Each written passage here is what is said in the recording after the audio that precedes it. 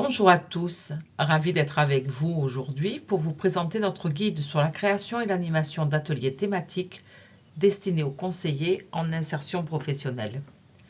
Cet atelier vise à vous fournir des conseils pratiques et des outils pour concevoir et animer les ateliers à destination de vos bénéficiaires afin de les aider à se projeter dans leur avenir professionnel.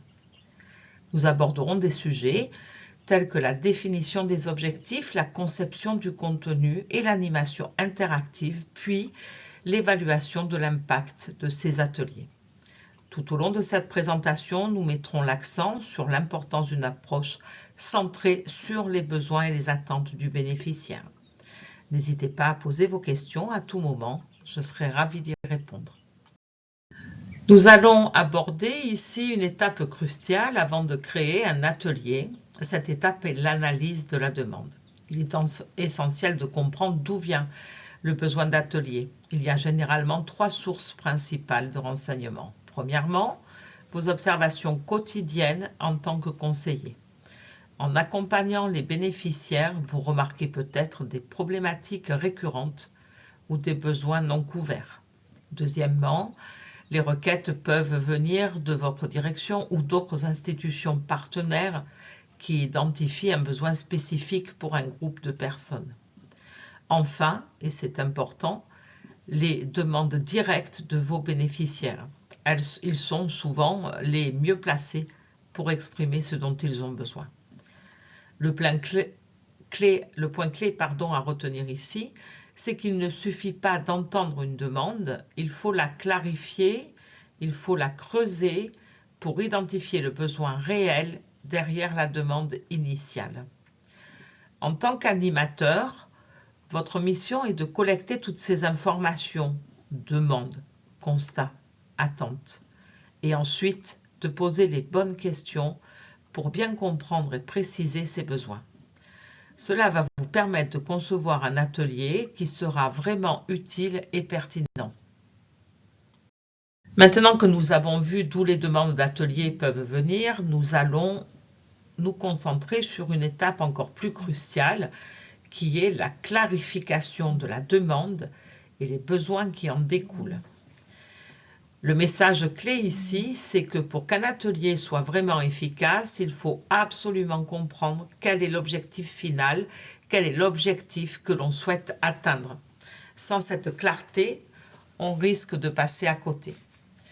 Pour cela, il y a quelques questions clés à se poser comme nous le décrivons maintenant. Premièrement, pourquoi organiser cet atelier? Il ne s'agit pas juste de savoir ce qu'on nous demande de faire, mais de comprendre le contexte. Quel est le but pour la personne ou l'institution qui fait la demande?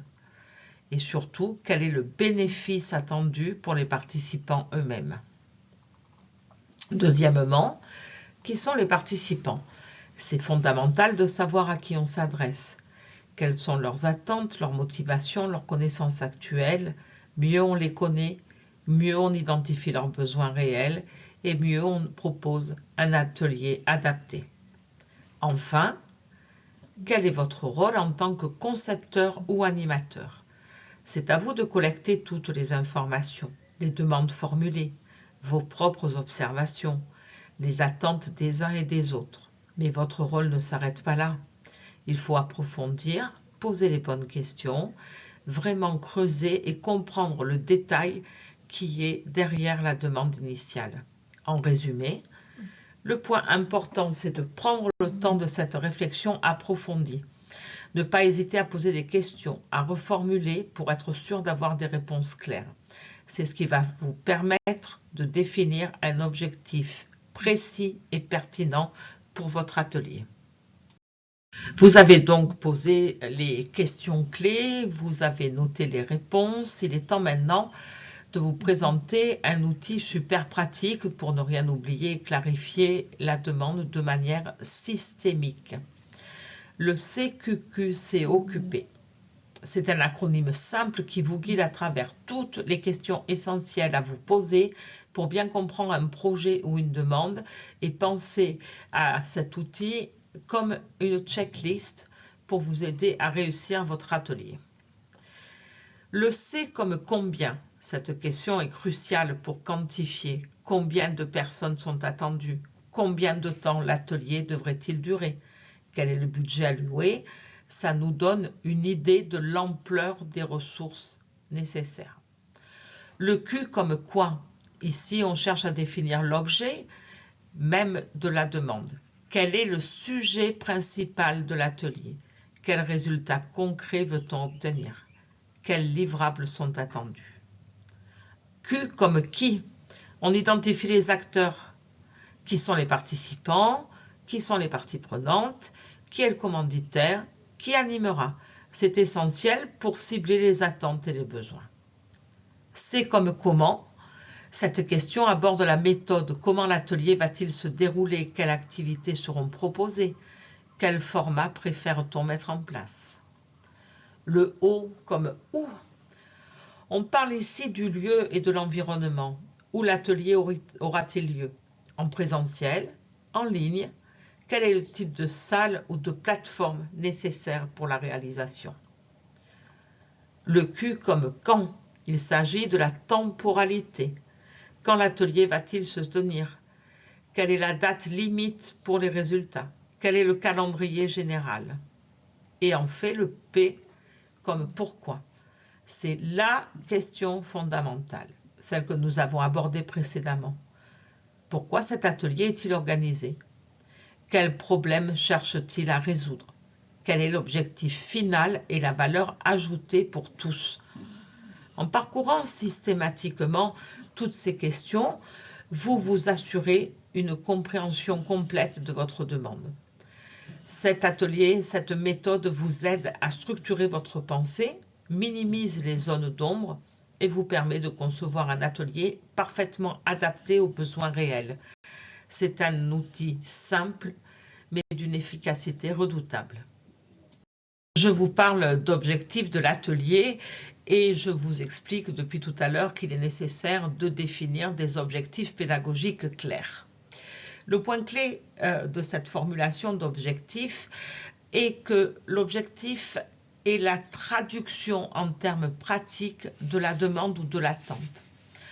Ce qui est bien conçu s'énonce clairement, nous dit Nicolas Boileau. Donc, votre atelier va contenir un objectif général. Cet objectif général va établir ce que la personne sera capable de faire ou de mettre en place à la fin de l'atelier, comme par exemple rédiger une lettre de motivation ou trouver des moyens de transport ou encore répondre à un email si c'est une personne qui est en précarité informatique. L'objectif général est donc ce que je veux faire atteindre aux bénéficiaires à l'issue de l'atelier. Je vais, pour atteindre cet objectif général, avoir des objectifs spécifiques qui vont définir les différentes étapes nécessaires pour atteindre l'objectif général. Pour déterminer ces différentes étapes, je vais les formuler à l'aide de verbes d'action. Par exemple, à la fin de l'atelier, la personne sera capable de rédiger un CV en utilisant un outil informatique. Cela nous amène tout naturellement à parler de l'apprentissage de l'adulte et d'aborder la taxonomie de Bloom. La taxonomie de Bloom est un modèle bien connu en éducation. Il propose une hiérarchie de verbes d'action pour formuler des objectifs pédagogiques précis et mesurables. Ces verbes d'action permettent de définir des objectifs clairs et concrets allant des niveaux les plus basiques comme connaître ou comprendre jusqu'aux niveaux les plus élevés comme analyser ou créer. En utilisant ces verbes d'action dans la formulation de vos objectifs, vous aurez ainsi une feuille de route claire pour guider votre enseignement et évaluer l'apprentissage de vos élèves de manière efficace. Cela vous aidera à vous assurer que vos objectifs pédagogiques sont bien définis et mesurables, vous permettant ainsi d'atteindre vos buts plus efficacement. La taxonomie de Bloom s'illustre avec 6 niveaux de processus connectifs de plus simple ou plus complexe. Chaque niveau est associé à des verbes d'action spécifiques qui aident à formuler les objectifs d'apprentissage clairs et mesurables. Au niveau le plus bas, se souvenir, l'objectif est de rappeler des faits et des concepts.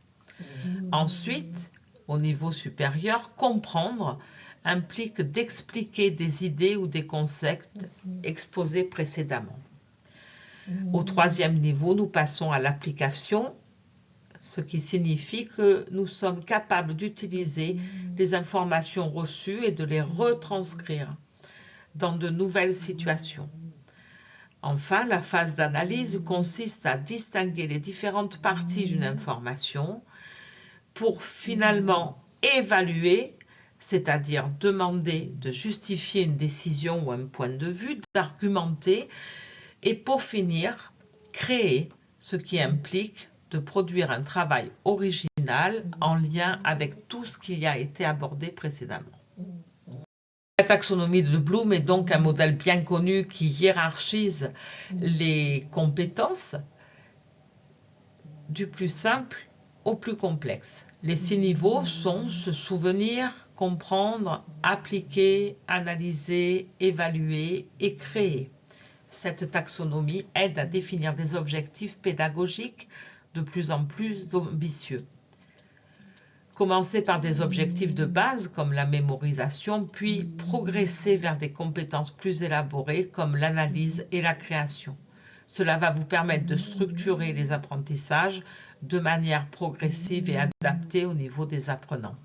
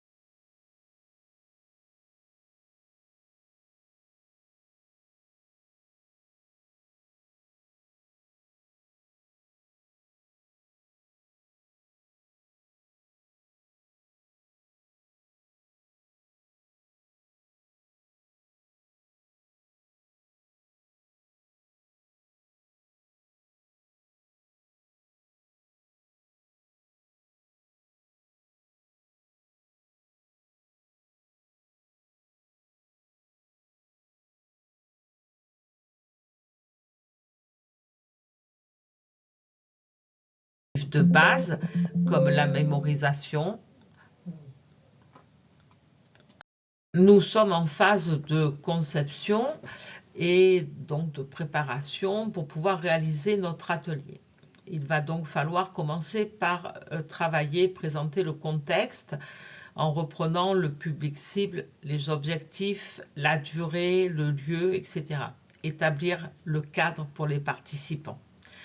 Expliquer les différentes étapes de préparation détaillées, comme la définition du contenu et des objectifs, l'organisation, le timing, la prise en compte des limites et l'importance d'être pleinement présent et engagé. Ça demande beaucoup d'énergie de préparer un atelier. Insister sur l'importance de bien se préparer, de repérer, de s'approprier le contenu et les outils pédagogiques.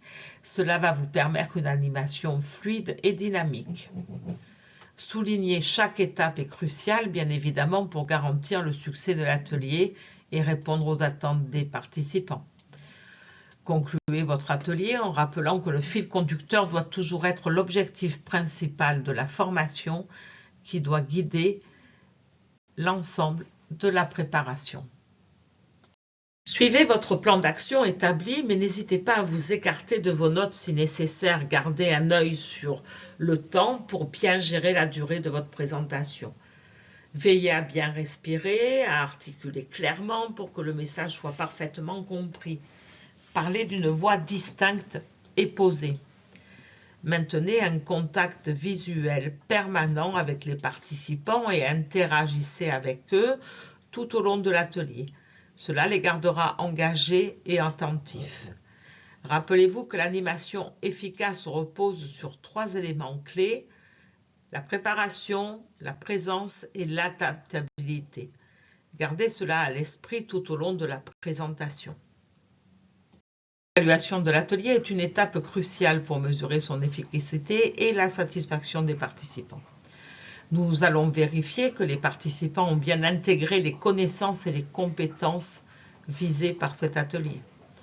Nous allons également mesurer le degré de satisfaction des participants quant à leur expérience durant cet atelier.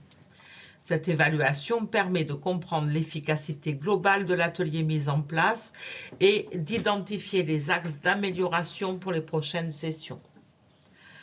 Nous avons conçu des formulaires d'évaluation et des outils de collecte de feedback pour recueillir des informations de manière structurée.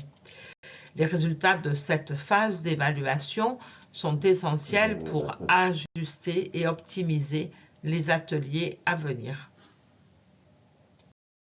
Enfin, les méthodes d'évaluation des connaissances sont des outils essentiels pour mesurer les acquis des participants à un atelier ou à une formation. Les quiz et les QCM sont bien entendu des moyens très répandus et formels pour évaluer les connaissances. Ils permettent de tester de manière structurée ce que les participants ont appris, mais ils sont peut-être un peu trop souvent utilisés. Les discussions collectives offrent une approche plus ouverte et plus interactive. Demander à chaque participant de partager ses apprentissages clés permet de recueillir des retours qualitatifs. Le travail en sous-groupe encourage la collaboration et la réflexion collective sur les principaux apprentissages de l'atelier. N'hésitez pas à mobiliser effectivement l'intelligence collective de votre groupe.